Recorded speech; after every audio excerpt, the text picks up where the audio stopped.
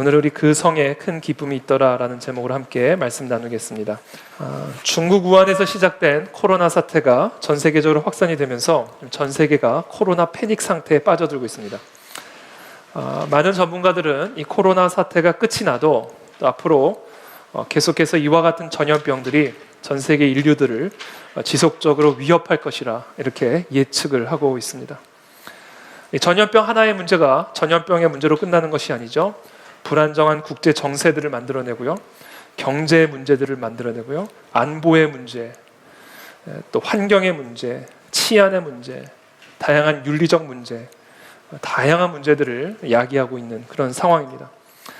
정말 이 세상에서 사는 것 자체가 재앙이라고 느껴질 만큼 너무나 다양하고 복잡한 문제들이 인류의 안전을 위협하고 있습니다. 온 인류는 이와 같은 재앙 속에서 이 인류를 구원해 줄 구세주를 애타게 기다리고 있습니다. 하루라도 빨리 이 코로나 백신이 나오기를 기다리고 있고요, 또 코로나 치유제가 나오기를 기다리고 있습니다. 참고로 이 말라리아 약으로 쓰여지는 그 약이 이 코로나 치유에 아주 효과를 발휘하고 있어서 아마 그것을 곧 사용하게 되지 않을까, 이렇게 기대를 모으고 있는 그런 상황입니다. 자, 누가 이와 같은 재앙으로부터 인류를 구원해 줄 것인가? 지금과 같은 때는 정말 이 제약회사가 인류를 구원할 수 있는 구원자처럼 느껴지죠. 또는 도널드 트럼프 대통령과 같은 그런 강력한 권력을 가진 정치가가 이 인류를 구원해 줄 수 있을까? 아니면 빌 게이츠와 같은 재력이 있는 자선가가 이 재앙을 만난 인류들을 구원해 줄 수 있을까? 도대체 누가 우리를 이 재앙으로부터 구원해 줄 수 있을까? 전 세계 사람들은 현재 이 인류가 처한 위기로부터 구원해 줄 구원자를 지금 애타게 기다리고 있고 찾고 있습니다. 고대 세계에도 오늘날과 같은 여러 가지 문제들이 있었습니다. 특별히 당시 유대인들, 예수님 당시 유대인들은 이 나라를 잃은 어려움들이 있었죠. 로마 제국이라고 하는 당대 최고의 그런 나라의 지배를 받고 있는 그런 상황 속에서 모든 유대인들은 이 로마의 억압으로부터 자신들을 구원해 줄 다윗과 같은 정치적 메시아, 정치적인 구원자를 정말 애타게 기다리고 있었습니다. 그것을 우리는 사도행전 1장 6절에서 엿볼 수 있죠. 예수님이 부활하신 이후에 승천하실 때 이제 예수님과의 작별을 앞두고 제자들이 정말 질문하고 싶었던 그 마지막 질문을 끄집어냅니다. 그들이 모였을 때 예수께 여쭈어 이르되 주께서 이스라엘 나라를 회복하심이 이때니까. 그러니까 이들의 마음속에 끊임없이 남아있었던 거, 이들의 생각과 마음을 붙들고 있었던 거, 이제는 이 로마의 억압으로부터 해방될 수 있을까? 예수님이 이제는 이 나라를 회복하시고 떠나실까? 이 나라의 회복, 이 정치적인 구원자를 정말 애타게 기다리고 있었음을 우리가 엿볼 수 있죠. 그런데 예수님께서는 그 제자들의 질문에 동문서답과 같은 대답을 하시죠. 때와 시기는 아버지에게 속한 문제이니 너희가 알 바 아니라 너희는 오직 성령을 받아, 성령이 임하시면 권능을 받아 예루살렘과 사마리아와 땅끝까지 이르러 내 증인이 되라. 이 말씀을 남기시고 승천하셨어요. 그러니까 이런 거죠. 예수님, 지금 남북 문제는 어떻게 될까요? 언제가 돼야 이 남북 문제가 해결이 될까요? 주님, 저 통일 문제는 어떻게 될까요? 예수님, 이 4.15 총선, 정말 중요한 이 4.15 총선, 앞으로 이 나라의 운명이 달린 이전의 총선과는 레벨이 다른 그런 무게감을 갖고 있는 그런 위기가 있는 그런 총선, 어떻게 될까요? 지금 경제가 땅을 치고 있는데 이 경제 문제는 어떻게 될까요? 이게 우리가 사실은 예수님에 대해 갖고 있는 질문일 수 있고 또 우리의 생각과 마음을 사로잡고 있는 질문일 수가 있습니다. 근데 이 질문에 대해서 예수님은 대답하시죠. 내 증인이 되라. 이렇게 말씀하십니다. 복음서를 한번 읽어보십시오. 사도행전을 읽어보십시오. 로마의 폭정에 대해 예수님과 사도들이 단 한 번이라도 정치적인 언급을 한 일이 있는지 한마디도 나오지 않습니다. 예수님은요, 그 로마의 폭정 밑에서 자신이 누구인지만 가르치셨고 사도들은 그리스도가 누구신지만을 전했습니다. 그것이 전부였어요. 그런데 그랬더니 로마의 정치가 뒤집히기 시작하는 거였어요. 로마의 문란한 성윤리가 흔들리기 시작한 겁니다. 로마 황제의 정책과 법률이 이 소수의 무리에 의해서 강력한 도전을 받기 시작하게 된 거예요. 급기야 사도들은 천하를 어지럽게 하던 사람들, 영어 성경에 보면 업사이드 다운이라고 되어 있습니다. 뒤집어 놨다라는 거예요. 천하를 뒤집어 놓는 사람들이라는 그런 별명을 얻게 되기에 이르렀다라는 것이죠.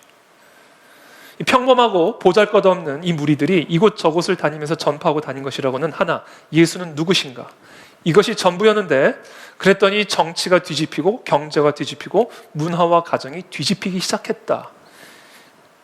급기야 주후 325년에는 이들이 전파하고 다녔던 그 증언이 결국 대로마 제국의 국교로 공인이 되는 그런 일이 일어나게 되었다. 그들의 증언이 로마 제국을 뒤집어 놓았고 서구 문명과 세계사를 영원히 변화를 시켜버렸다. 이 모든 세계사적 변화의 중심에 뭐가 있었나? 무슨 일이 일어났는가? 그들 가운데 일어난 사실에 대한 증언이 있었을 뿐이에요. 그것이 전부였습니다. 그리스도의 죽음과 부활을 목격한 이 제자들, 이 보잘것없고 이 연약한 제자들이 그리스도의 죽음과 부활을 목격했을 때 그 사실이 이 제자들을 변화시켰고, 이 변화된 제자들이 세상을 변화시키기 시작한 거예요. 이게 세계사고 이게 교회사입니다. 그 변화의 중심이 무엇이 있었다? 바로 예수 그리스도는 누구신가에 대한 이 무리들의 증언이 있었다라는 거예요. 이게 전부다. 여러분, 이 증언이 이 세상의 정치, 경제, 문화, 예술을 근본적으로 변화시킬 수 있는 동력이 됨을 믿으시기를 축복합니다. 저와 여러분들이 정말 세상을 변화시키고 싶다면 이 증언에 대한 증인이 돼야 돼요.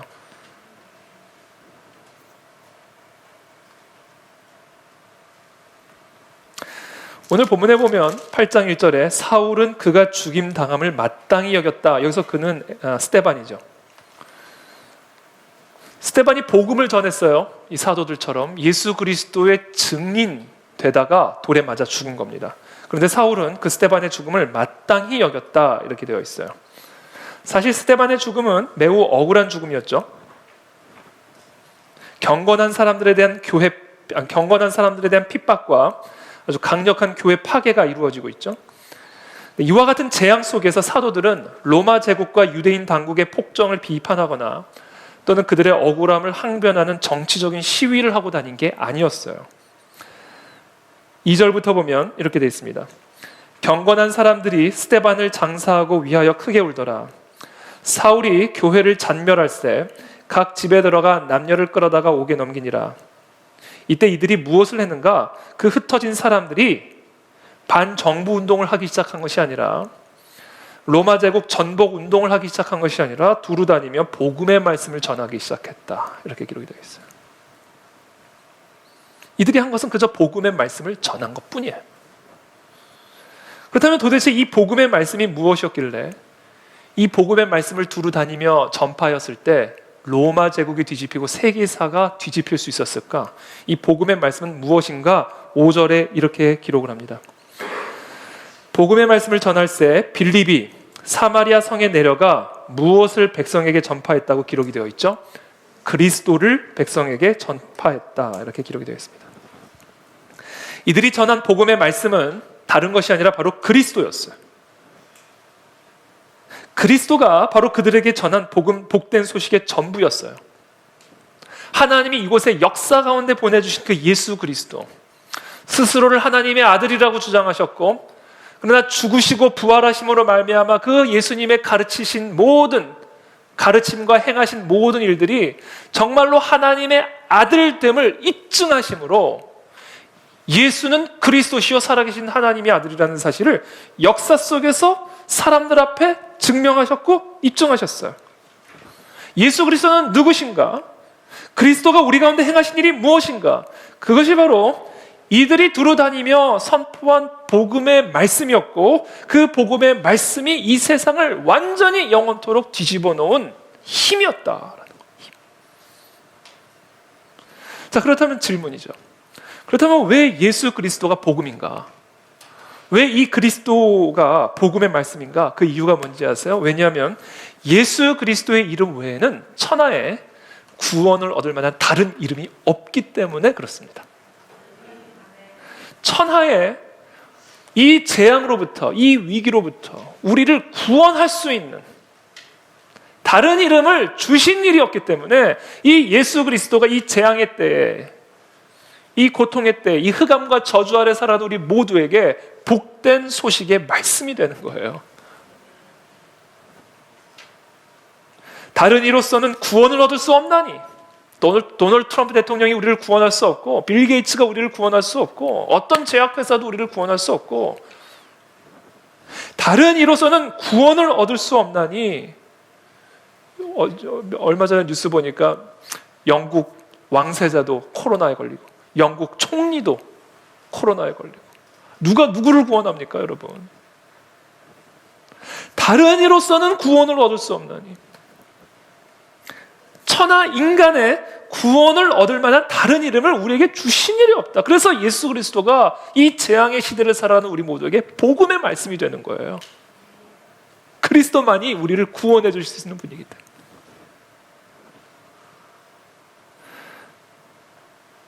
이 소식을 이 모든 유대인들, 로마 전역, 예루살렘, 사마리아와 땅끝까지 이르러 그것만 선포가 다닌 거야. 예수 그리스도가 우리의 구세주다. 예수 그리스도 외에는 다른 이름으로 구원을 받을 수 없다. 이 흑암과 사망의 저주 아래 있는 우리들을 무엇이 구원할 수 있겠느냐? 저 시저가 우리를 구원하겠느냐? 오직 예수 그리스도, 죽으시고 부활하심으로써 스스로를 하나님의 아들이라고 우리 가운데 스스로 입증하신 그분만이 우리를 구원하실 수 있는 구세주다. 우리는 그 일에 증인된 자들이다. 이게 로마를 완전히 세계를 뒤집어 버린 거예요. 이게.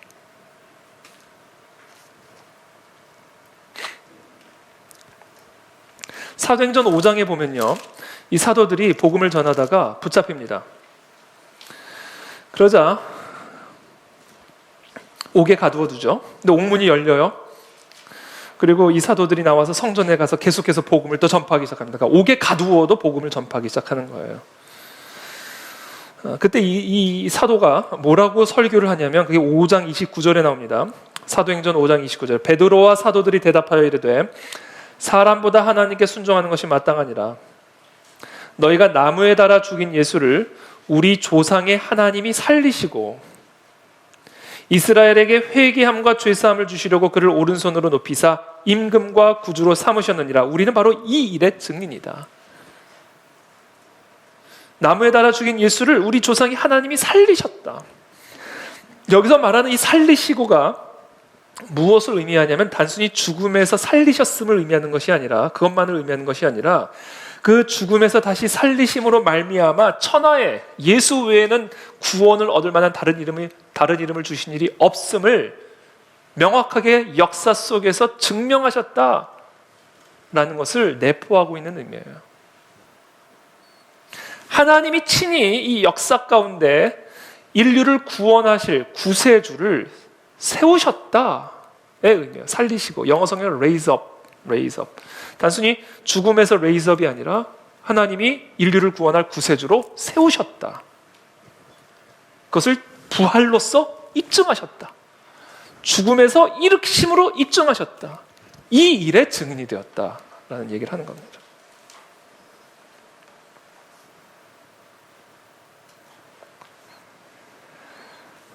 우리를 이 흑암과 사망의 저주로부터 구원하실 수 있는 분은 오직 예수 그리스도, 그 외에 다른 이름이 없음을 여러분은 믿으시기를 축복합니다. 예수 그리스도가 죽으시고 부활하신 이 역사적 사실을 통하여 예수 그리스도는 하나님께서 이 가운데 보내주신 구원자임을 증명하셨어요. 그 일의 증인이 되었을 때 세상이 뒤집히고 사람들은 구세주를 만나게 된 거예요. 우리를 이 재앙으로부터 구원해 줄 수 있는 다른 이름은 없습니다. 헛된 소망을 버리게 되기를 축복합니다. 그 누구도 우리를 이 재앙으로부터 구원해 줄 수가 없어요. 오직 예수 그리스도. 정치가도 아니에요. 의료진도 아니에요. 하나님이 우리를 구원해 주시기 위해서 하나님의 아들을 역사 가운데로 보내주셨어요. 그래서 이 소식이 복음인 겁니다, 여러분. 우리 모두가 들어야 할 복음. 이 재앙의 시대에 모든 인류가 들어야 할 그 복음은 신약 개발이 아니라 예수 그리스도의 이름이다. 그리고 그 사실을 2000년 전에 그리스도의 죽음과 부활을 통하여 입증하셨다. 이 일에 증인이 되었을 때 나라가 뒤집히고 세계사가 뒤집히는 역사가 일어나게 되는 것이죠. 근데 여기서 우리가 한 가지 기억해야 할 사실이 있어요. 이 복음 얼마나 복된 소식이에요. 모든 인류가 기다리던 그 구세주가 이미 오셨어요. 이미 우리에게 주어졌어요. 그래서 그 예수 그리스도의 증인된 자들이 그 구세주를 기다리고 있는 자들에게 예수 그리스도를 전해주면요, 핍박이 오기 시작합니다. 이거를 기억해야 돼요, 우리가. 온 세상이 지금 구원자를 기다리고 있어서 그 구원자를 전해주면요, 그 소식을 기쁘게 받아들이는 게 아니라 그 소식을 전하는 자를 박해하기 시작한다. 우리가 이 사실을 기억해야 합니다. 스데반이 복음을 전하니 그 복음을 들은 유대인들 안에서 어떤 현상들이 일어나는지 아세요? 사도행전 7장 57절이죠. 오늘 본문 조금만 올라가시면 사도행전 7장 54절부터 나옵니다. 그들이 이 말을 듣고, 복음의 말이죠. 그들이 이 말을 듣고 마음에 찔려 그를 향하여 이를 갈기 시작했다라는 거예요. 아니, 구세주를 가르쳐줬는데, 천하에 다른 이름이 없는데 그 이름을 가르쳐줬는데 그 말을 듣고는 이를 갈기 시작했다. 57절에 그들이 큰 소리를 지르며 귀를 막고 일제히 그에게 달려들어 성 밖으로 내치고 돌로 칠세 증인들이 옷을 벗어 사울이라는 청년의 발 앞에 두니라. 그들이 돌로 스데반을 치니 스데반이 부르짖어 이르되 주 예수여 내 영혼을 받으시옵소서. 그리고는 죽임을 당했어요. 근데 더 충격적인 사실 8장 1절에 사울이 그가 죽어가는 모습을 보면서 그가 죽임당함을 마땅하게 여겼다, 이렇게 기록하고 있습니다. 아니, 어떻게 이렇게 마땅한 일이에요? 스데반이 무슨 죄를 저질렀습니까? 이 사람이 무슨 돌에 맞아 죽을 짓을 했습니까? 그들이 그 스데반이 목격한 죽음과 부활, 그리스도의 죽음과 부활, 그것을 통해서 깨닫게 된 그리스도만이 천하의 유일한 구원자라는 사실을 전했을 뿐인데, 구세주를 기다리고 있는 자들에게 그랬더니 날라온 것은 돌이었고, 그 돌에 맞아 죽어가는 스데반을 보면서 사울은 그의 죽음이 마땅하다, 이렇게 여겼어요. 그러면서 그날에 8장 1절이죠. 그날에 예루살렘에 있는 교회에 큰 박해가 일어나기 시작한 거예요. 예루살렘에 있는 교회가 무엇을 했습니까? 복음을 전했을 뿐이에요. 두루 다니면서. 그랬더니 박해가 시작이 됐어요. 그러자 사도 외에는 다 유대와 사마리아와 모든 땅으로 흩어졌어요. 경건한 사람들이 스데반을 장사하고 크게 울기 시작했어요. 사울은 계속해서 교회를 파괴하며 나가기 시작했고요. 각 집에 들어가서 남녀를 끌어다가 다 옥에 넘겨버렸어요. 도대체 왜 이런 일들이 일어나는 것일까요? 물론 지금 이 초대교회가 당하고 있는 이와 같은 핍박과 박해는 예수 그리스도가 당하신 일의 반복에 지나지 않습니다. 예수님이 이 땅에 오셔서 무슨 나쁜 짓을 하셨나요? 그분이 이 땅에 오신 이유가 인류에게 해를 끼치려고 오셨습니까? 예수님은 두루 다니시면서 선을 행하셨을 뿐이에요. 말에서든 행동에서든 주님처럼 선했던 분은 안 계셨습니다. 예수님은 세리의 친구가 되었고 죄인들의 친구가 되어주셨어요. 병든 자를 고쳐주시고 고통받는 자들을 고쳐주신 분이었어요. 그 예수 그리스도께서 이 땅에 보냄을 받은 이유 단 하나, 우리를 구원해주기 위함이었어요. 구세주로 오신 것이었어요. 흑암과 사망의 저주를 끊고 사단의 저주로부터 우리를 구원하여 영원한 그 기이한 빛에 들어가 영생을 누리게 하시기 위함, 그것이 바로 하나님의 아들이 이 땅에 오신 이유였어요. 그런 하나님의 아들을 범죄자 바라바 대신에 십자가에 죽였잖아요. 그래서 예수님은 경고하셨어요. 이미 세상이 나를 박해하는 것처럼 너희도 박해받을 것이다. 그리고 그 후로도 수백 년 동안 이와 같은 핍박은 계속해서 진행이 되고 있습니다. 공산주의 사회를 보십시오. 무슬림 사회를 보십시오. 그 같은 전체주의 국가에서만 교회와 그리스도인들에 대한 핍박이 일어나는 게 아닙니다. 자유민주주의 진영에서도 동일한 핍박이 일어나죠. 미국, 대한민국, 서유럽. 모양은 다르지만 동일한 교회와 복음에 대한 박해와 핍박은 동일하게 진행이 되고 있습니다. 정부와 어떤 특정 정치 체제만 기독교를 반대하는 게 아니에요. 개인들도 복음과 교회에 대하여 이해할 수 없는 증오심을 갖고 있습니다. 교회를 나갈 거면 호적을 파가라. 교회를 나갈 거면 나랑 이혼하자. 도무지 이해할 수 없는 복음에 대한 증오심을 갖고 있어요. 예수 그리스도만이 천하의 구원을 줄 수 있는 유일한 구세주인데 그 구세주를 내가 믿고 따르겠다는데 나랑 헤어지자. 그 구세주를 믿고 따르겠다는데 호적에서 팔아. 개인 안에는 정부와 권력자 안에뿐 아니라 각 개인 안에도 도무지 이해할 수 없는 이 복된 소식의 말씀에 대한 증오심이 있다라는 거예요. 도대체 왜 이런 일들이 일어나는 것일까? 왜 이 세상은 진화론에 대해서는 그렇게 관대하면서 창조론에 대해서는 왜 그토록 적대적인 것일까? 이상하지 않으세요? 왜 학교 교실에서 진화론은 멀쩡히 가리키고 다윈에 대해서는 이야기를 하면서 왜 창조주 하나님, 창조에 대해서는 말을 못하게 만드는 것일까? 왜 세상은 공자나 부처의 가르침에 대해서는 공영방송에서도 전문가를 모셔다가 강의를 하면서 왜 공영방송에서 예수 그리스도에 대한 가르침은 할 수 없는가? 왜 세상은 사서오경에 대해서는 포용적이면서 왜 모세오경에 대해서는 그토록 적대적인가? 배타적인가? 그 안에 생명이 있고 그 안에 구원이 있는데 천하에 다른 구원을 얻을 만한 이름이 없어서 그 이름을 전하는데 왜 그 이름을 그토록 증오하고 멸시하는 것일까? 여러분 이상하지 않으세요?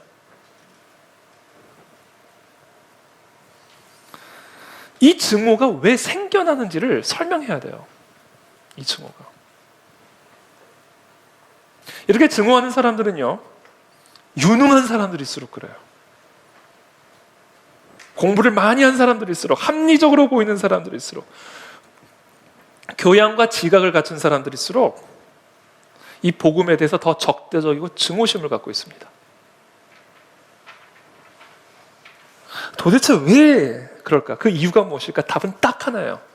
영적 전쟁이기 때문에 그래요. 영적 전쟁. 이와 같은 복음에 대한 핍박, 이 복음의 말씀에 대한 이 핍박은 단 하나의 이유 때문이에요. 영적 전쟁이기 때문에 그래요. 영적 전쟁. 이것을 이해하지 못하면 현대 사회에서 일어나고 있는 일들을 아무것도 이해할 수 없고요. 우리는 교회로서의 사명을 제대로 감당할 수도 없습니다. 창세기 3장으로 거슬러 올라가면 이 싸움의 시작을 볼 수 있죠. 아담이 하나님께 반역하고 죄를 지어서 타락하자 하나님이 뭐라고 말씀하시냐면 이렇게 말씀하세요. 창세기 3장 15절의 말씀입니다.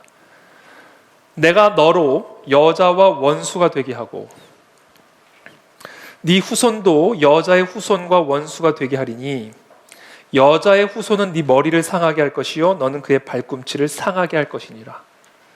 자, 아담과 하와가 태초에 하나님의 말씀에 거역함으로 말미암아 하나님과 사탄 사이에 본격적인 전쟁이 시작이 된 거예요. 하나님의 후손과 사단의 후손 사이에 영적 우주적 전쟁이 시작이 된 겁니다. 그걸 지금 말씀하시는 거예요. 그래서 너의 후손, 그 뱀의 후손이 여자의 후손의 발꿈치를 물게 될 것이고 그러나 이 여자의 후손은 너의 머리를 밟게 될 것이다 라는 이 영적 전쟁의 시작을 알려주신 겁니다. 바울은 에베소서 6장에서 바로 이것을 이야기하고 있는 거예요. 우리의 씨름은, 우리의 싸움은, 우리의 전쟁은 혈과 육에 대한 전쟁이 아니라 정사와 권세와 이 어둠의 세상 주관자들과 이 세상 주관자들과 하늘에 있는 악의 영들에 대합니다. 이게 우리가 싸우는 전쟁의 본질이다. 그리고 이 영적 전쟁의 본질을 이해하지 않는 한 이 세상이, 이 세상의 사람이, 이 세상의 정부와 권력자들이 복음에 대해 갖고 있는 적개감과 증오심을 설명할 수 없고 이해할 수 없다. 그렇잖아요. 유일한 구세주로 오신 그분을 죽인다니. 그리고 그 그리스도를 증언하는 증인들을 왜 죽일까? 이것은요, 영적 전쟁이라는 사실로만 설명할 수 있고 이해될 수 있는 부분이에요. 그것을 창세기 3장이 말하고 있고 에베소서 6장이 우리에게 말하고 있는 겁니다. 그러므로 여러분, 우리는 반드시 기억해야 합니다. 우리는 이 세상에서 단순히 인간을 상대하는 게 아니에요. 그들 배후에 무언가가 있습니다. 제가 항상 강조하죠. 영의 세계에는 중립지대가 없다. 성령이 아니면 악령이지 중령은 없다. 중령은 군대에 나 있다. 영적인 세계 중립지대는 없어요. 진공 상태는 없다고요. 성령이 아니면 악령이에요. 하나님의 영이 아니면 귀신의 영이에요.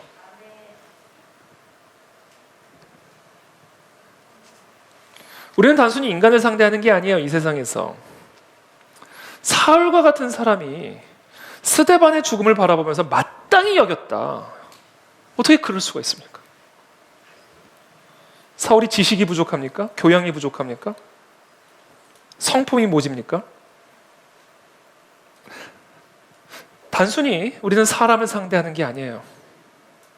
하나님의 말씀을 듣고 돌로 치고 이를 갈고 귀를 막고 큰 소리를 지르며 달려드는 이 모든 행위들을, 그 사람들의 성품의 문제가 아니다. 그 안에서 역사하는 복음에 대한 적개심을 발휘하고 있는 영적 실체가 있다는 사실을 이해해야 우리는 이 현대 세계, 이 세상에서 일어나고 있는 현상들을 분별할 수 있고 이해할 수 있고 또 이길 수 있다라는 거예요.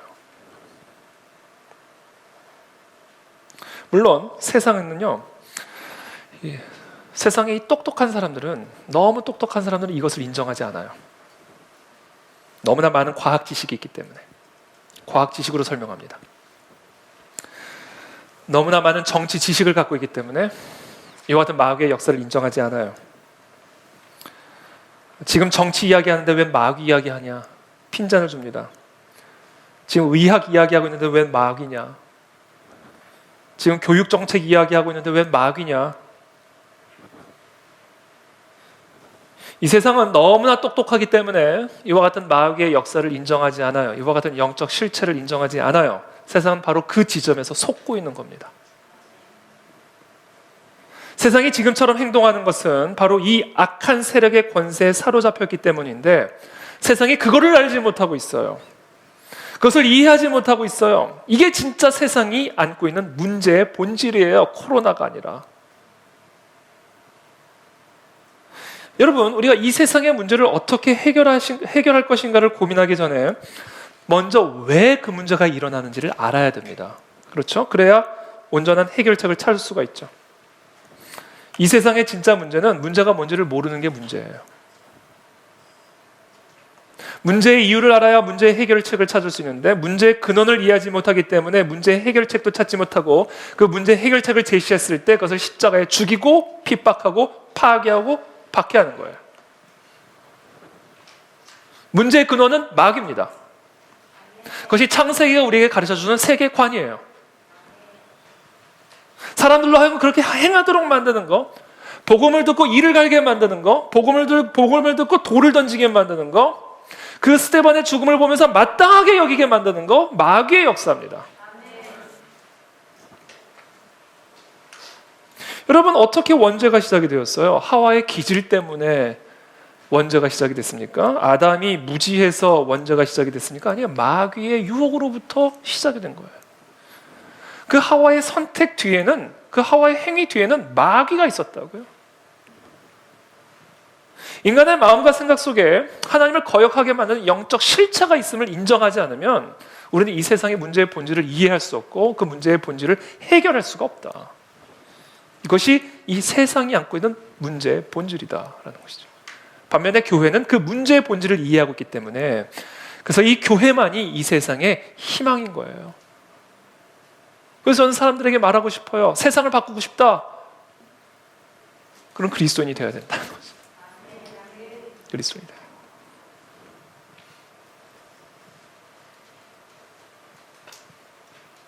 그러므로 이 세상의 모든 문제에는요, 이 영적인 뿌리가 있다는 사실을 우리 그리스도인들은 반드시 이해해야 해요. 정치적인 문제라고 해서 그것을 정치적으로 해결할 수 있는 게 아니에요. 그 안에는 영적인 뿌리가 있는 겁니다. 경제적인 문제라고 그 문제를 경제 정책으로 해결할 수 있는 게 아니고요.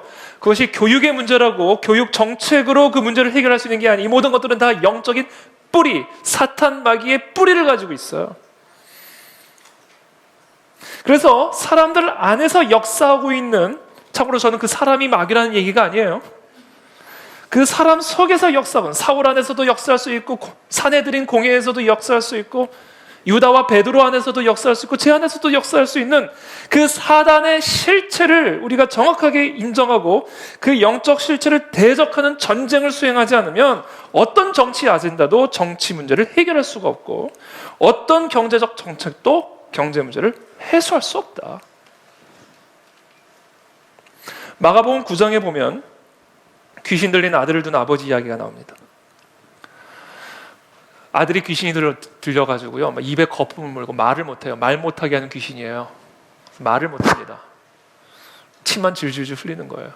이를 갈고 몸을 불에 던지고 걷다가 자꾸 쓰러지고 넘어지고 자빠지고, 귀신 들린 거예요.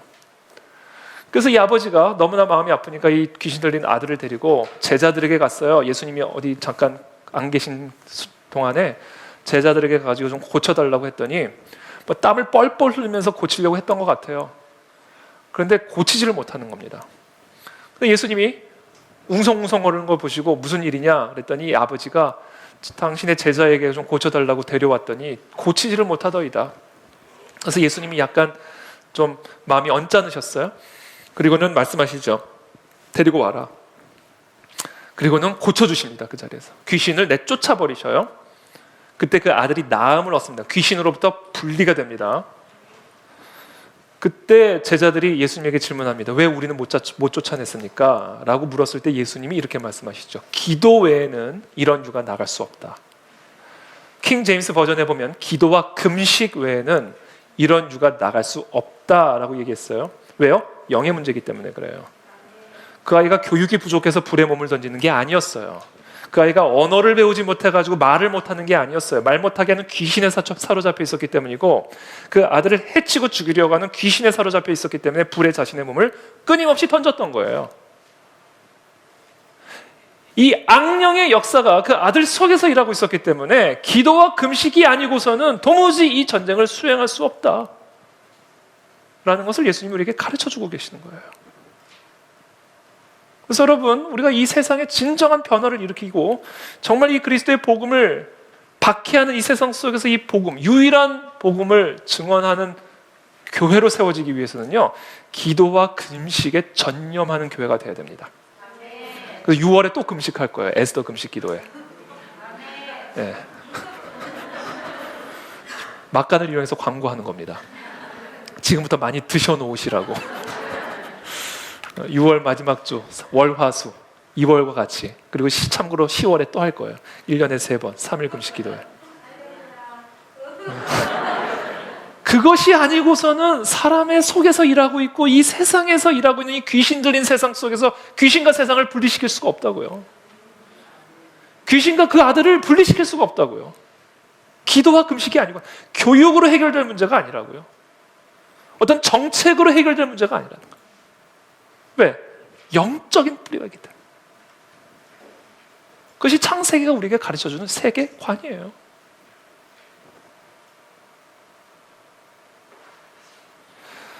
어떻게 사울과 같은 사람이 스데반이 죽어가는 모습을 보면서 마땅하게 여길 수가 있어요? 어떻게 옥에 가두고 집에 들어가서 남녀를 불문하고 끌어다가 옥에 가둘 수가 있어요? 그러니까 이게 나중에 사울이 귀신으로부터 분리되고 나서, 예수님 만나고 나서, 악령을 내쫓고 나서 정신을 차리고 나서는 자기가 그동안 했던 일들을 아마 감당할 수가 없었을 거예요. 그리고 그것이 아마 이 사도 바울로 하여금 죽기까지 복음을 증언하는 일에 힘이 되었을 겁니다. 그 고통, 그 수치심, 그 죄책감.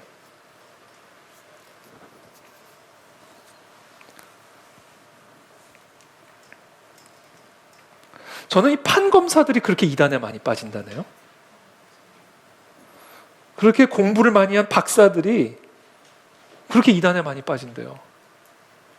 도무지 이해를 할 수가 없어요. 제가 한번 토론회에 나갔는데 법학 박사랑 토론을 하는데, 박사잖아요. 법학 박사. 저는 동방 박사. 아니, 법학 박사가 동방 박사보다 못해. 왜 동성 결혼이 결혼이 아닌지를 몰라요. 왜 동성애가 잘못된 건지를 몰라요. 음란은 사랑이라고 생각을 해요. 이게 교육의 문제입니까? 아니에요. 영의 문제예요. 영의 문제. 영의 문제. 낙태가 왜 죄인지를 몰라요. 왜 진화가 거짓말인지를 몰라요. 학식의 문제가 아니에요. 왜 북한 체제가 무너져야 되는지를 몰라요. 왜 저 북한 체제와 협력을 하면 안 되는지를 몰라요. 왜 저게 사악한 체제인지를 몰라요. 사람들이 저렇게 죽어나가는 것을 보면서도. 김정은이 귀엽대요. 그 앞에서 한번 귀엽다고 말하라 보라지. 뭐 어떻게 되나. 그러니까 이거는요, 학식의 문제가 아니라는 걸 제가 깨달았어요. 토론하면서. 아, 이건 그냥 영의 문제구나. 이 영을 내쫓아야 되는 거구나.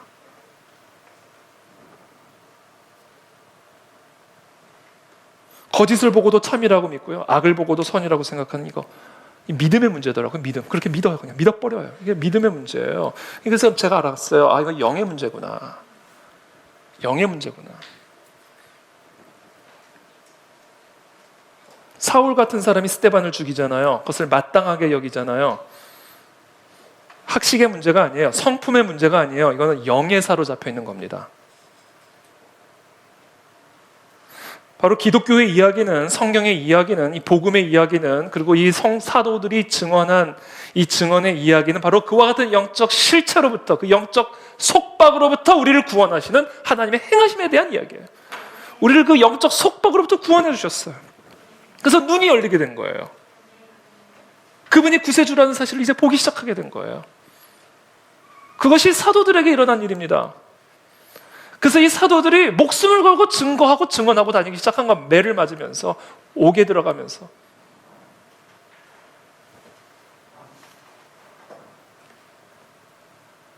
그것만이 우리가 처한 귀신 들린 이 세상으로부터 구원을 받을 수 있는 유일한 길이다. 그래서 천하에 구원을 얻을 수 있는 다른 이름은 없는 겁니다. 그 마귀의 머리를 부수신 예수 그리스도의 이름 외에는. 그래서 그것이 복음의 말씀인 것이고, 그래서 이 귀신 들린 세상은 그 복음의 말씀을 복음으로 여기지 않고 핍박하고 파괴하고 파멸시켜야 할 대상으로 보는 거예요. 이거를 우리가 이해해야 된다는 것이죠. 여러분, 마지막 때가 가까이 올수록 마귀는 자신의 끝을 알고 발악하기 시작할 겁니다. 예수님이 그 무덤 사이에서 살아가는 귀신 들린 사람들, 그렇죠?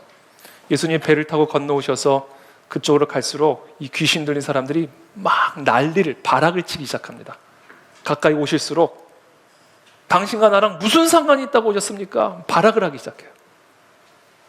그와 같아요. 예수님이 가까이 오실수록, 이 역사의 문 앞에 들어오실수록, 마지막 때가 가까이 올수록, 예수님이 오시는 그날이 가까울수록 이 세상을 사로잡고 있는 귀신과 이 마귀들은 발악을 더욱 거세게 하기 시작할 거예요. 이걸 우리가 먼저 염두에 두고 있어야 됩니다.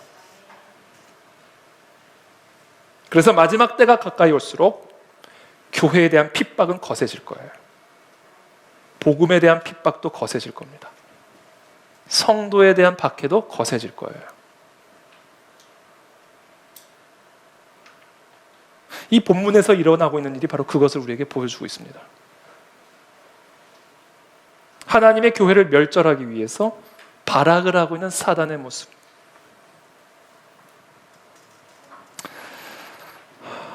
이와 같은 교회에 대한 핍박은 과거의 나치나 북한이나 또 중국이나 또는 저런 무슬림 땅과 같은 곳에서만 일어난다고 생각하시면 안 돼요.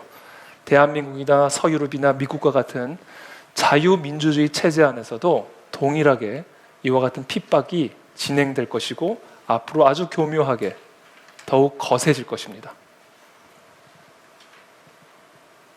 이 교회에 대한 핍박은 어떤 핍박으로 나타날 것이냐면 자유에 대한 핍박으로 나타날 거예요. 자유를 제한하는 핍박으로 교회와 예배와 성경과 복음에 대한 핍박이 이루어질 겁니다.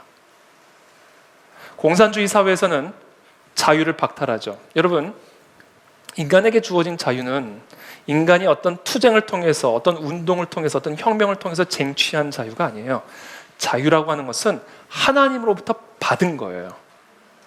그래서 이 자유권이라는 기본 개념은 초월적 근원을 가지고 있습니다. 그래서 성경을 인정하는 자만이 자유의 진정한 개념을 인정할 수가 있어요. 왜 우리가 자유로워야 되죠? 하나님이 주셨기 때문이야 라는 것 외에는 답이 있을 수가 없어요. 왜 우리가 평등해야 되죠? 하나님이 그렇게 지으셨기 때문이야 가 아니고서는 평등해야 할 이유가 없는 거예요. 그러므로 평등이 존재할 수가 없어요. 그래서 서구 사회에서 자유권, 평등권이 확립될 수 있었던 핵심적인 이유는 그 서구 문명의 뿌리에 성경적 세계관이 있었기 때문에 그렇습니다. 하나님이 주셨기 때문에 군주도 함부로 그 농노의 자유를 뺏을 수 없다. 하나님이 주신 자유이기 때문에 그 여인의 자유권을 함부로 귀족이 빼앗아갈 수 없다. 이게 자유권의 기본이에요. 왜? 하나님이 주셨기 때문에. 이게 창세기 이야기입니다. 동산 중앙에는 모든 과실은 다 먹어도 된다. 뭐예요? 자유예요. 자유를 주셨어요. 에덴 동산에 살아가는 아담과 하와에겐 자유를 주셨습니다. 모든 것을 먹을 수 있는 자유, 원하는 대로 이름을 정할 수 있는 자유, 다스리고 통치할 수 있는 자유. 그래서 여러분, 이 사람에게 주어진 자유를 어떤 정치 체제나 어떤 권력자나 어떤 제도가 박탈한다, 그럼 무조건 사탄의 짓입니다. 하나님을 대적하는 사탄의 행위예요. 인간의 자유를 박해하고 억압하고 박탈하는 것. 그와 같은 일들이 일어난 게 지금 저 북한 땅이고요, 중국 땅이고요, 저는 무슬림 땅이고요, 다양한 전체주의 국가 안에서 일어나는 일이에요. 틀림없이 사탄의 역사입니다. 귀신 들린 땅이에요. 그런데 이 자유에 대한 파괴와 박해는 그와 같은 전체주의 국가 안에서만 일어나는 게 아니에요. 우리와 같은 자유주의, 민주주의 국가 안에서도 동일하게 자유에 대한 파괴가 일어납니다. 어떤 양상으로 일어나는가? 하나님이 인간에게 자유를 주셨지만, 그래서 절대적이지만, 왜? 하나님이 주셨으니까 절대권이죠. 절대적인 자유지만 동산 중앙에 있는 나무를 먹으면 죽는다라고 제한을 두셨어요. 그러니까 하나님이 인간에게 주신 자유권이라고 하는 것은 절대적이지만 동시에 제한적인 권리입니다. 그게 창세기가 우리에게 가르쳐주는 자유에 대한 개념이에요. 그래서 세상의 한쪽 영역에서는 사탄이 그 인간의 자유를 박탈함으로 하나님이 주신 자유를 파괴하고요, 또 다른 진영에서는요, 하나님이 정하신 그 자유의 제한을 해체시킴으로써 자유를 파괴합니다. 모양은 다르지만 동일한 사탄의 역사예요. 그래서 불교 신자의 자유를 위해서 전도하지 말라, 무슬림의 자유를 위해서 학교에서 함부로 예배하지 말라 라는 역차별적인 자유권 개념이 일어나기 시작한다는 거예요. 근데 가만히 보니까 저 사람들은 자유로운데 나는 자유롭지가 못하게 되는 거예요.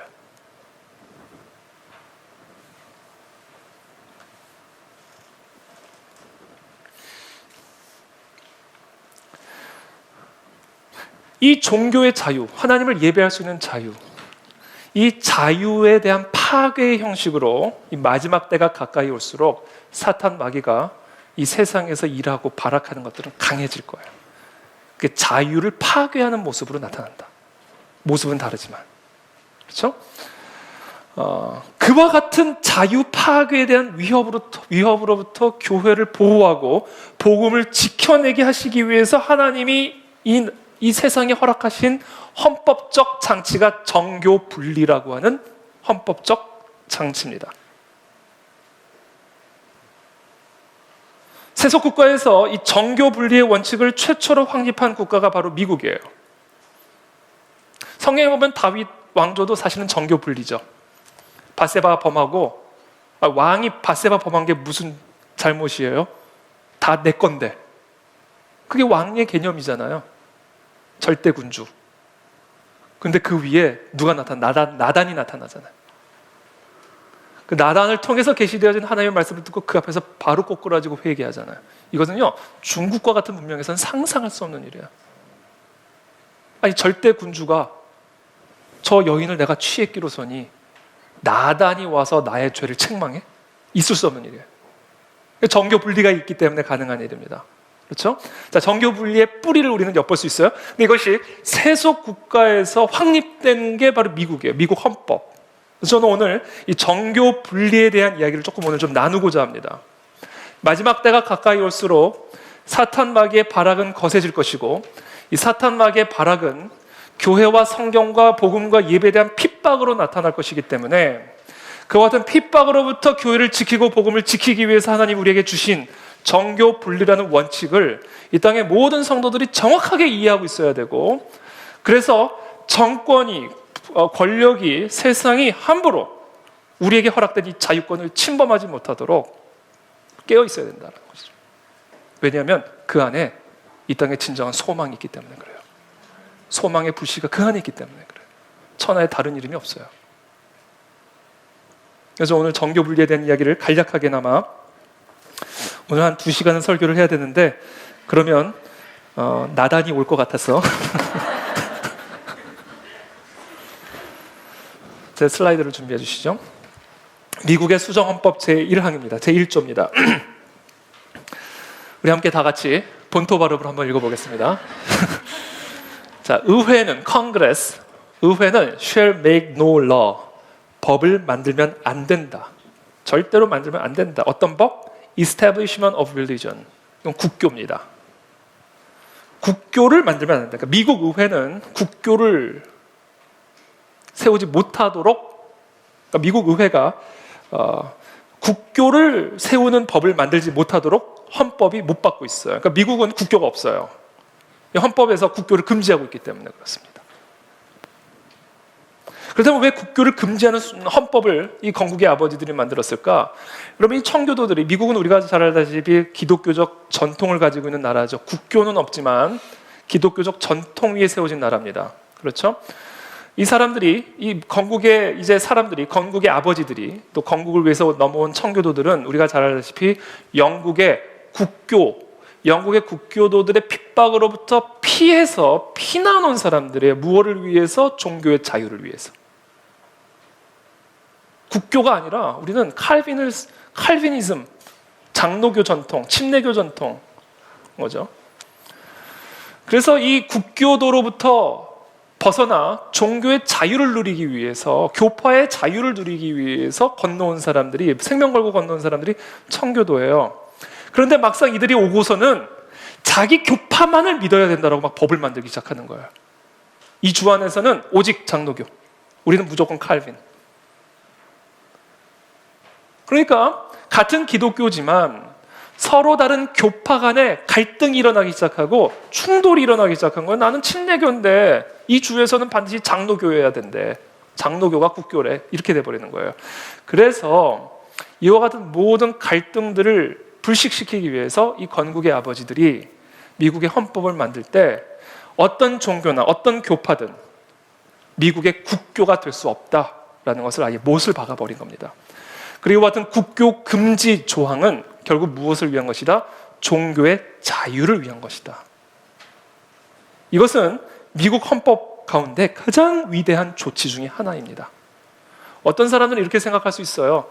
그냥 국교가 기독교가 돼가지고 신천지 그냥 다 잡아버리고, 저 불교도들, 저 무당집들 다 없애버리고, 그랬으면 참 좋겠다. 다 그리스도인, 오직 그리스도인들만 사는 나라가 되면 얼마나 좋을까라고 생각할 수 있지만, 그렇게 되면 교회가 생명력을 잃어버리게 된다는 사실은 우리는 중세 로마 교회의 역사를 통해서 보게 되죠. 교회와 정치가 유착이 됐을 때 정치가 타락을 하고 교회가 타락하는 것을 보게 됩니다. 그렇죠? 그래서 하나님이 태초에 하나님을 순종할 수 있는 자유도 주시고 불순종할 수 있는 자유도 주신 것처럼, 하나님을 믿고 따라감으로 구원을 받을 수 있는 자유도, 그렇지 않을 수 있는 자유도 인간에게 맡겨주는 것, 이것이 태초에 하나님이 인간에게 주신 자유권이고요. 바로 그 정신이 바로 이 헌법, 미국 수정헌법 제1항에 담겨져 있는 것이다 라는 거예요. 이 정교 분리 원칙을 통해서 국가는 종교에 절대로 간섭할 수 없고요, 종교는 절대로 국가에 의존하지 않는다라는 완전한 분리의 원리가 확립이 된 겁니다. 그리고 이 정교 분리의 근거는 바로 마태복음 22장 21절에 있습니다. 그런즉 가이사의 것은 가이사에게, 하나님의 것은 하나님께 바치라. 세금을 내는 것이 합당합니까? 라는 이 시험 섞인 질문을 듣고 예수님은 동전을 가져와 봐라. 누구의 형상이냐? 가이사의 형상입니다. 오케이, 그러면 가이사의 것은 가이사에게, 하나님의 것은 하나님에게 바치라 라는 이 원리를 통하여 정부의 권위가 다스리는 영역과 그리고 하나님의 권위가 다스리는 영역을 분리를 시켰어요. 누가복음 12장 13절에 보면 유산을 어떻게 나눠야 됩니까? 라는 질문을 가지고 온 한 사람을 만나게 됩니다. 그때 예수님이 이렇게 답변하세요. 네.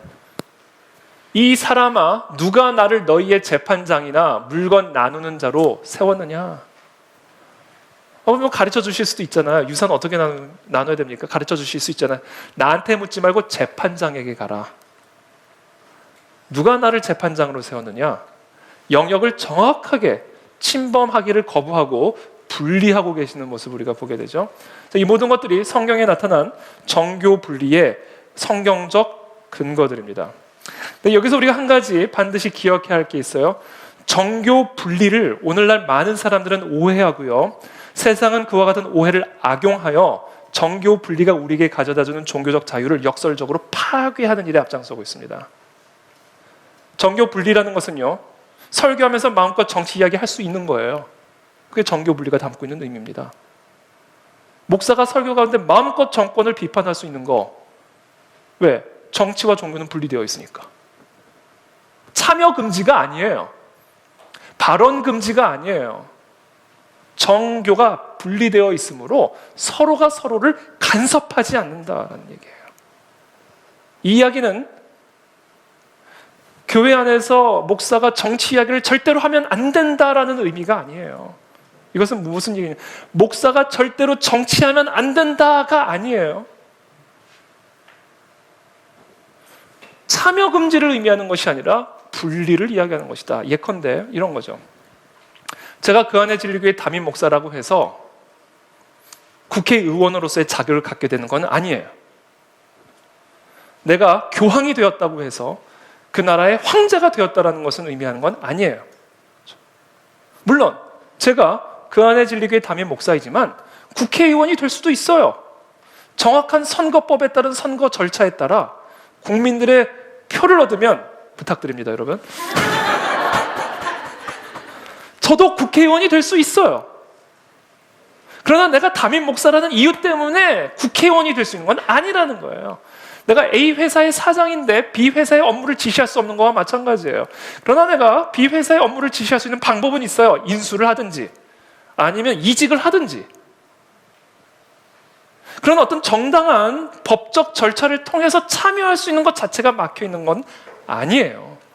그러니까 이 정교 분리가 의미하고 있는 바는 목사나 교회에 정치 참여를 금지하고 있는 것이 아니라 영역이 분리되어 있음을 의미하는 겁니다.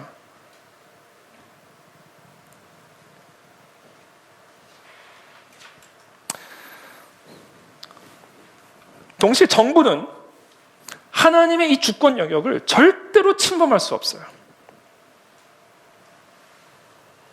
12제자를 누가 임명했습니까? 로마 당국의 공무원이 12제자를 임명했습니까? 사도행전 6장 3절에 보면 7집사를 누가 지명했어요? 로마 당국의 공무원이 임명했습니까? 완전히 분리된 영역이에요. 그 교회의 집사를 누구를 세우든, 예수님이 어떤 12제자를 세우시든, 그리고 그 나머지 가룟 유다가 죽은 다음에 나머지 그 한 제자를 채우는 것을 로마 당국이 또는 유대 당국이 어떤 공무원이 지명해서 세우는 게 아니라고요. 그들이 알아서 성령 하나님의 인도하심을 따라 성령 하나님의 뜻에 맞게 순종함으로 세우는 일들이에요. 그러니까 이거는 완전히 구별된 영역이라는 겁니다. 왜 국가가 한 교회의 담임 목사를 지명하여 세웁니까? 그러니까 국교는 안 되는 거죠. 국교는.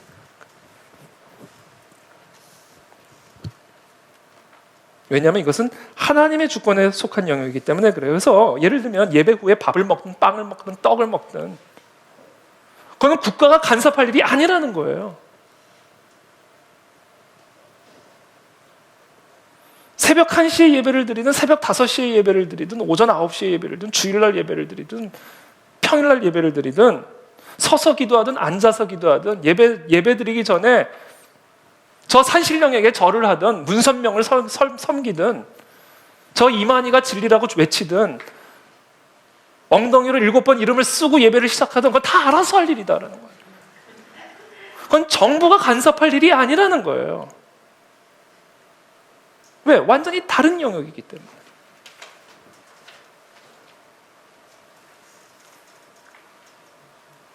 그래서 정교 분리의 목적은 국교를 거부함으로써 모든 개인이 종교의 자유를 누리게 하기 위함이에요. 그것이 서로 다른 교파이든 아니면 서로 다른 종교이든 각자가 원하는 종교를 선택하고 각자가 원하는 대로 그 종교적 행위를 할 수 있도록 보장해주는 장치가 정교분리고요. 이 정교분리는 다른 모든 종교를 보호해줄 뿐 아니라 교회를 보호해줍니다.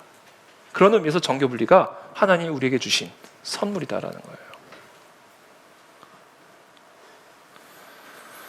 그런데 오늘날 이 정교분리의 개념에 대해서 오해가 일어나고 있고 변질이 일어나고 있죠.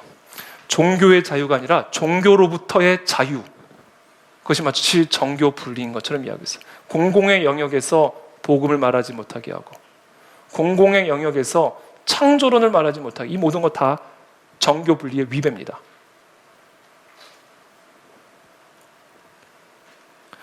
대표적인 예가 설교 검열하는 거. 차별금지법 통과되잖아요. 설교 검열당합니다. 제가 이 자리에서 동성애는 죄다, 한국의 차별금지법에 따라 이 강단에서 말씀을 가지고 선포한 게 처벌을 받게 된다고요. 이게 검열이에요. 이게 정교분리 위배입니다. 제가 우리 그 안에 진리교회를 개척해야 되겠다, 교회를 시작해야 되겠다라고 결정적으로 제가 마음을 먹게 된 계기가 있는데, 우리 문창극 장로님 사건 아시죠? 온누리 교회에서 하나님의 성경적 역사관을 가지고 현대사를 설교를 하셨어요. 그것을 세상의 권력이 검열을 하고 국무총리 지명을 철회했습니다. 그때 저는 결정적으로 대한민국의 정교 분리가 위협을 받기 시작했다고 생각해요. 저는 그때 대통령이 끝까지 밀어붙였어야 된다고 생각해요. 정교 분리의 원칙에 입각하여. 왜 교회 안에서 성도가 설교한 내용을 국가 권력이 검열을 합니까? 그것을 왜 세상 언론이 검열을 합니까? 이런 것과 싸워야 된다는 거예요, 우리가. 왜 그때 교회가 다 침묵했어요? 그래서 제가 그때 교회를 시작해야 되겠구나 라는 마음에 도전을 받게 된 거예요.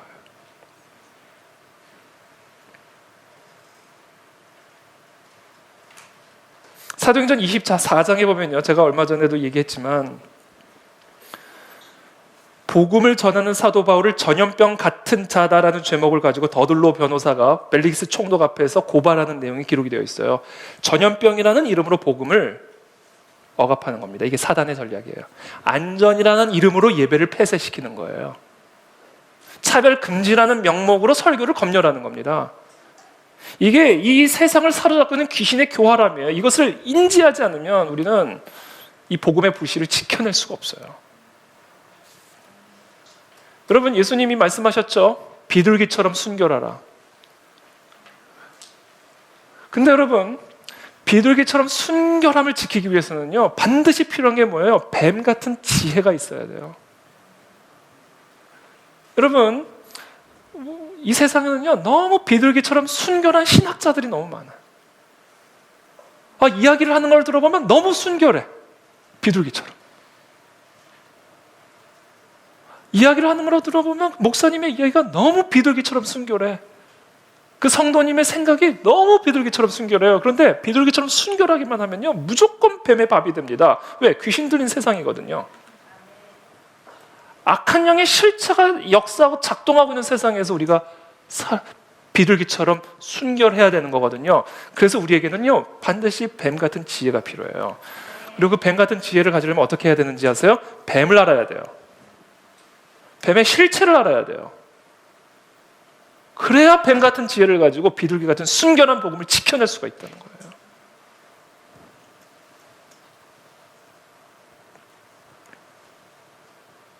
사람들이 이야기를 합니다. 교회에서 예배를 드리다가 감염이 되면 하나님께 영광이 안 된다. 여러분, 그게 하나님께 영광이 될지 안 될지를 누가 결정하는 거예요? 물론 저는 그렇다고 해서 교회 내에 감염이 일어나야 된다는 얘기를 하는 건 아니에요. 저는 정말 매일 기도합니다. 우리 그 안에 진리교회 성도는 정말 털끝도 못 건드리도록, 우리 자녀부터 우리 모든 가족들까지, 사돈의 팔촌까지 교회가 피난처가 돼야지 교회 와서 감염이 되면 되겠습니까? 하나님, 이렇게 기도하는 거예요. 그러나 설령 그러할지라도 교회에서 예배를 드리다가 감염이 되면 하나님께 영광이 안 되고 누가 건방지게 그런 말을 할 수가 있죠? 하나님이 영광을 받으실지 안 받으실지 그 누가 결정하고 누가 하는 거예요? 샘물교회 사태 났을 때요, 난리가 났어요. 무슨 선교 관계 무슨 대단한 죄라도 지은 것처럼 선교 갔다 돌아온 사람들이 다 고개를 숙이고 사죄하면서 들어왔어요. 위로는 못 해줄 망정. 하나님의 영광을 가렸대나 뭐래나. 교회가 가가지고 이렇게 문제를 일으켰대나 뭐래나. 아니, 그분의 죽음이, 또 그 사태가 하나님께 영광이 될지 안 될지를 언론이 정해줍니까? 아니, 세상의 사람들이, 하나님의 이름을 욕되게 하는 그 세상의 사람들이 그것이 영광이 될지 안 될지를 정해주냐고요. 근데 그 앞에 다 교회에서 길들여지는 거예요. 이제 언론에서 한번 헛기침만 해도요, 그냥 수굴이에요, 교회가. 그런 식으로 길들이고 있다니까요, 교회를 지금.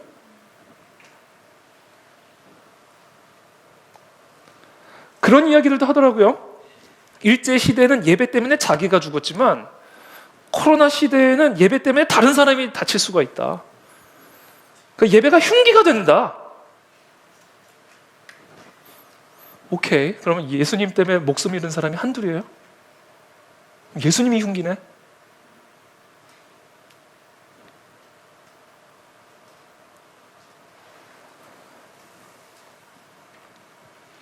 그럼 일제시대에 내가 예배를 드리면 내 이웃을 죽인다. 그럼 예배 금지예요? 예배 드리면 그게 흉기 되는 거예요? 복음을 내가 인정하는 순간 내 옆에 있는 사람을 죽인다. 그럼 나의 신앙이 흉기가 되는 겁니까? 이게 무슨 망언이에요?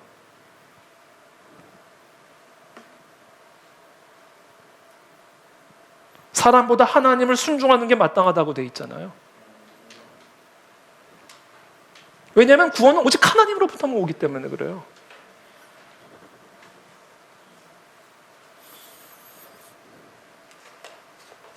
그래서 제가 오늘 조금 더 이야기를 좀 할 텐데요. 헌법 이야기를 조금 하고 넘어갈게요. 대한민국 헌법 37조 2항은 이렇게 얘기합니다. 국민의 모든 자유와 권리는 국가안전보장, 질서유지 또는 공공복리를 위하여 필요한 경우에 한하여 법률로서 제한할 수 있으며 제한하는 경우에도 자유와 권리의 본질적인 내용을 침해할 수 없다. 그러니까 모든 대한민국 국민 안에는 이 헌법에서 보장하는 기본권과 자유권이 보장되어 있습니다. 누구든. 그렇죠? 그런데 그 국민의 자유와 권리, 이건 사실 성경적 세계관, 창세기의 기초를 두고 있는 거예요. 근데 이 자유권은 국가 안전 보장의 문제나 질서 유지나 공공 복리를 위해서는 경우에 따라 법률을 통해 제한을 할 수 있다. 이게 헌법이에요, 대한민국. 그러니까 지금과 같은 이 코로나 사태, 이 전염력이 강한 이런 코로나 사태 가운데 감염병의 예방에 관한 법률과 같은 법률을 통해서 예배와 집회와 사람들의 모이는 것을 제한하거나 금지하는 것은 정당한 일이고요. 그것은 절대로 헌법을 위배하거나 위반하는 일이 아닙니다. 그리고 우리는, 교회는 당연히 그와 같은 헌법적 테두리 안에서 국민의 보호와 교회의 보호를 위해서 정부가 내린 그런 지침들을 적극적으로 수용하고 따라가야 되는 게 맞아요. 감염병의 예방에 관한 법률을 보면 흥행, 집회, 제례 또는 그 밖에 여러 사람의 집합을 제한하거나 금지하는 것은 국가안전보장이나 질서 유지나 공공복리를 위해서 법률로서 제한할 수 있는 헌법적 근거가 있습니다. 그런데 이와 같이 국민의 기본권과 자유권을 어떤 국가안전보장이나 공공복리라는 이름으로 법률로 제한하려고 한다면 반드시 지켜야 할 원칙들이 있어요. 첫 번째, 그 다음 슬라이드요. 그 다음 슬라이드. 과잉 금지의 원칙을 지켜야 됩니다. 과잉 금지의 원칙. 너무 과잉하여 제한을 하게 되면 그것은 헌법적 권리를 침해하는 게 되는 거예요. 어떤 그 정확한 목적, 사람들이 모이면 침이나 그런 것들을 통해서 전염이 될 수 있으니까 어떤 그 전염을 방지하기 위한 그 목적에 맞추어서 법률로서 제한할 수가 있는 거예요. 그 상황이 악화되면 이동금지 명령도 때로는 내릴 수 있는 거예요. 거주 이전의 자유도 제한받을 수 있는 겁니다. 확산이 더 악화가 되면. 그러니까 이 상황에 따라, 환경에 따라 거기에 비례하여 우리 모두가 갖고 있는 이 헌법적 자유나 권리들을 제한할 수가 있어요. 그러므로 이와 같은 법률로서 제한을 하려고 한다면 과잉 금지의 원칙을 지켜야 돼요. 이거는 레몬 테스트라고 저 대법원, 미국 대법원 판결에서 어떤 종교의 자유를 제한을 할 때 반드시 통과해야 되는 몇 가지 테스트가 있어요. 이게 이제 과잉 금지의 법칙, 원칙을 설명하고 있는 것이고요. 두 번째 원칙이 있습니다. 한번 이 사진 보죠. 사진부터 볼게요. 지금 이 과잉 금지의 원칙에 적합하냐? 지금 이 상황이. 서울시 주말 예배 감독 나선다. 돌발 상황 대비 경찰도 동행. 여러분, 예배에 감독관이 나오는 것까지는 이해할 수가 있겠어요. 그러나 경찰도 동행한다는 것은 매우 이례적인 일입니다. 공무원이 어떤 공무 집행을 위해서 집을 방문하거나 직장을 방문하게 될 때에 경찰을 대동해서 방문하는 것은 매우 이례적인 일이에요. 아니, 공무원이 왔다고 해서 성도들이 강목을 가지고 방해를 합니까? 왜 경찰을 대동합니까? 과잉 금지 원칙에 위배된다.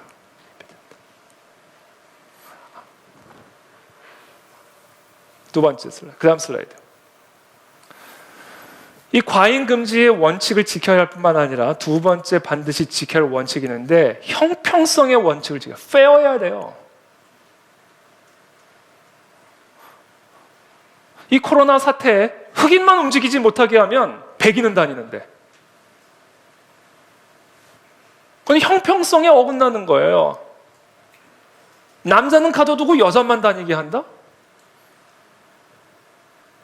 정말 정확한 어떤 이유, 그 전염을 막기 위한 정말 그 목적에 적합한 어떤 이유가 증명되지 않는 한 그건 형평성의 원칙에 위배되는 겁니다. 그렇다면 지금 현재 정부의 시책이 교회를 향한 이와 같은 이런저런 행정명령이 저와 같은 형평성의 원칙에 적합하냐? 그 다음 슬라이드.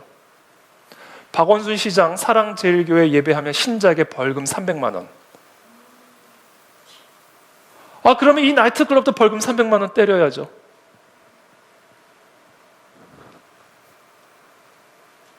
그 다음 슬라이드. 저렇게 사람들 줄 서 있고 여기는 심지어 방역까지 해주면서 국민 세금으로 우리 교회 와서 방역이라도 좀 해주죠. 구상권을 청구하겠다고요? 협박하는 겁니까 지금? 그러니까 신천지에서 확 이번에 대구에서 코로나가 확 하니까 이제 그 불길을 그대로 교회에 전염시키려고 하는 거예요. 교회를 전염병처럼 만들어버리는 거죠.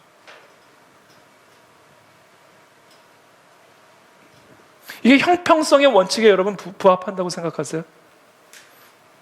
예배를 드리기 때문에 코로나에 전염이 되는 겁니까? 아니면 모이기 때문에 전염이 되는 겁니까?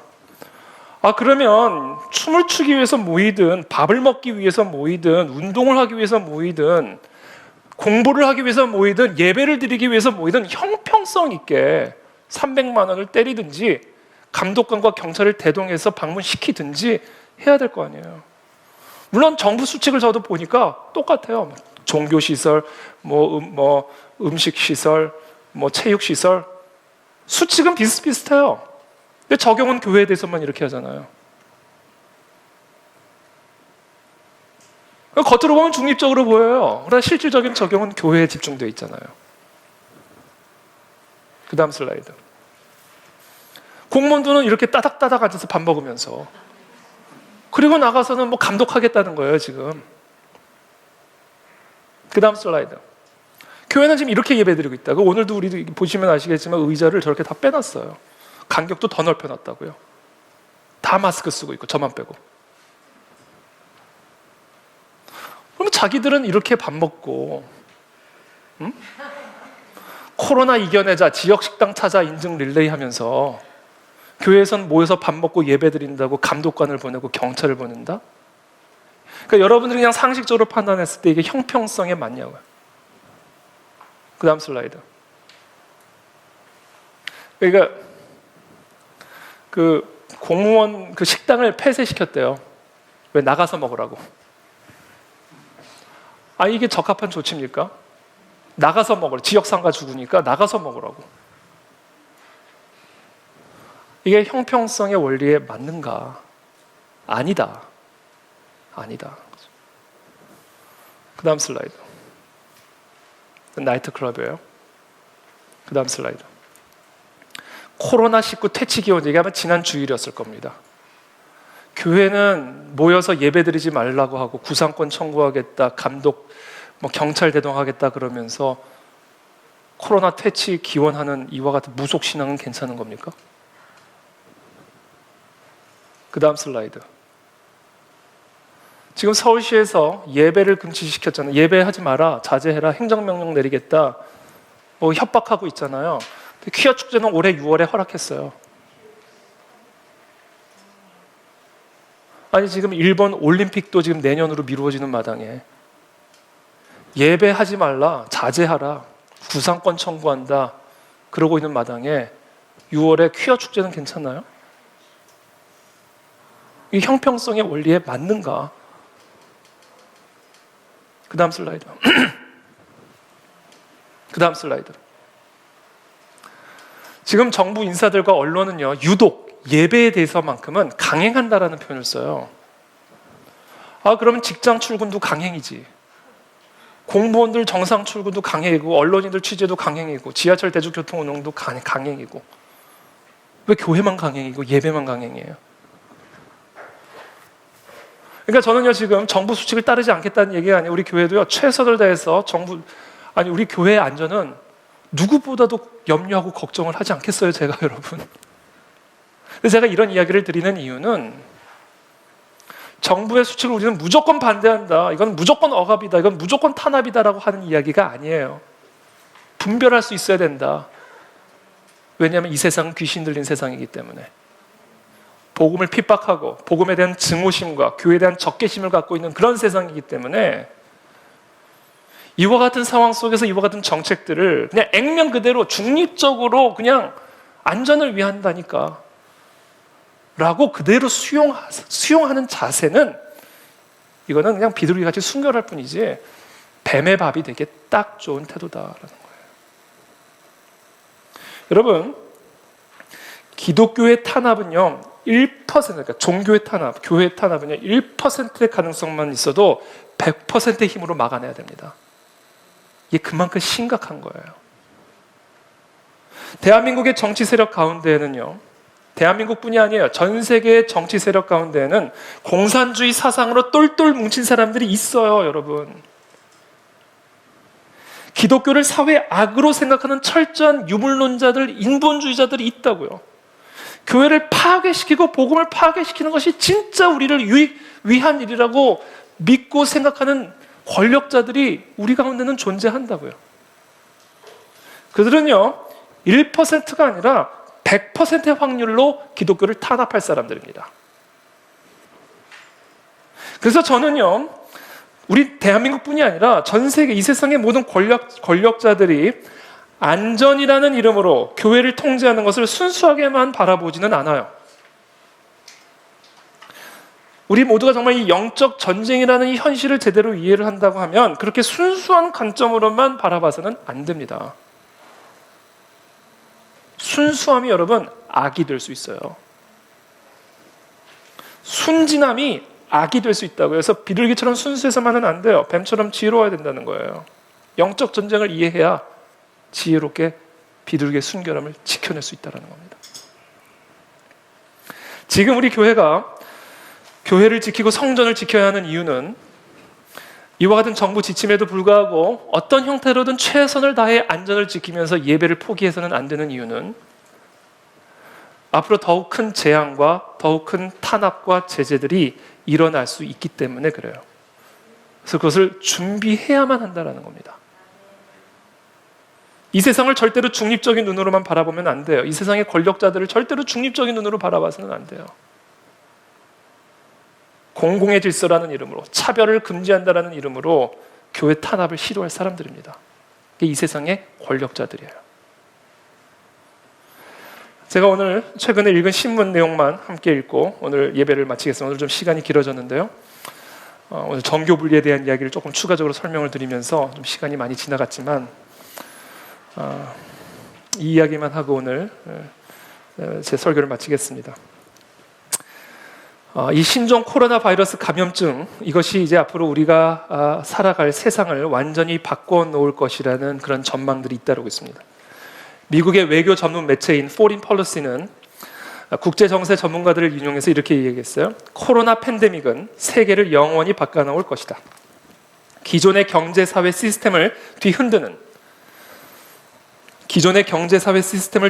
대규모 전염병 사태를 극복하는 과정에서 등장하는 극단 처방들이 새로운 시대의 표준으로 자리를 잡으면서 전체주의적 권력의 공고화로 이어질 것이다. 현실주의 국제정치학의 대가인 스티븐 월트 하버드 대학교 교수는 이렇게 얘기했어요. 코로나 팬데믹은 개별 국가 단위의 권력을 강화하고 민족주의의 재발흥으로 이어질 것이다. 전 세계 모든 유형의 정부들이, 그것이 공산주의든 전체주의든 자유민주주의 체제든 전 세계 모든 유형의 정부들이 코로나 위기를 통제하기 위해 비상조치를 채택할 것이며, 이들은 위기가 종식된 후에도 새로이 얻은 이 힘을 쉽게 포기하려 들지 않을 것이다. 미국과 중국, 유럽 등이 코로나 위기를 맞아 초강경 쇄국 정책을 펼치고 있는 상황을 봐도 알 수 있다.